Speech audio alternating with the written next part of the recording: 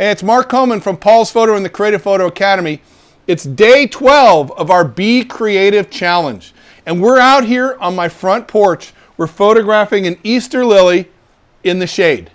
Why would we do this? Because this is the right light.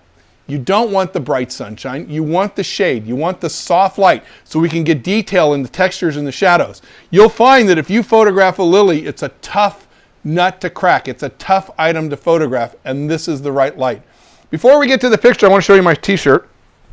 Support your local camera store. My buddies Amy, Kristen, and Steven helped make this shirt to share the support for your local camera store. So please support your local camera store. If you're in Southern California, hopefully that's Paul's Photo. If you're elsewhere, find your store. If you're not, don't have a local camera store, call me, email me, by phone, by email, on the internet. We'll take care of you. Let's talk about the picture.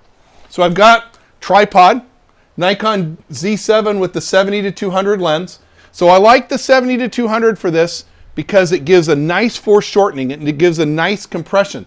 The camera's on the tripod because I want to be able to shoot at any aperture. I'm going to shoot at ISO 400, so I get a little bit of light coming from the ISO, but as I close the aperture to adjust the depth of field, I want to be able to shoot at any shutter speed. So let's take a look at the picture here. All right, so I'm going to look through, and I'm framing up the image through the viewfinder. That's awesome. I love the way the lily is coming out of the corner and in with this beautiful triangle. I've got that framed up.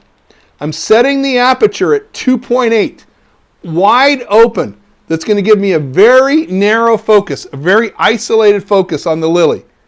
Boom, I'm going to shoot the picture. Oops, it slipped. I don't like that. I got to get back. Always be looking at your edges, everybody. Great, got it? Now, I've got a mirrorless camera so I can look through the back. And I can see I got the focus point right where I want. Boom, touch to focus. Now, I'm going to stop the aperture down to 5.6. And I love the way that I can work this on the tripod all the way through the back. F11. And F11, I'm at a 30th of a second. There's no way I could handhold this picture at a 30th of a second. And now I'm going to go to F22 and get more focus. Bam. I'm at an 1/8 of a second.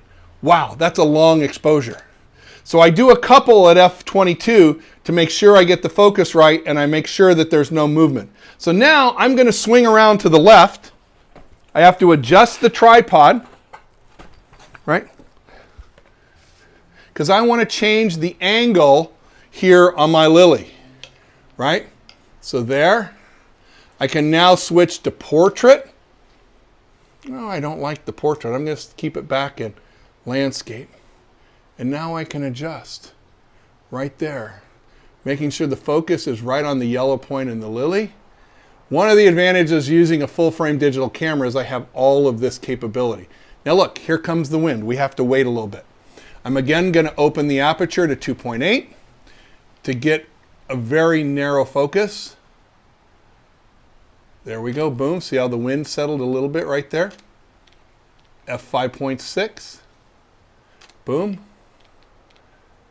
F11, which the touch shoot, right there, boom. F22, boom. Look at that. I love to make these kinds of pictures. This is fun for me. This is creativity for me. I want you to get out with your camera. I want you to be creative. I want you to have fun and be a photographer. We're stuck at home. We're trying to do the best we can.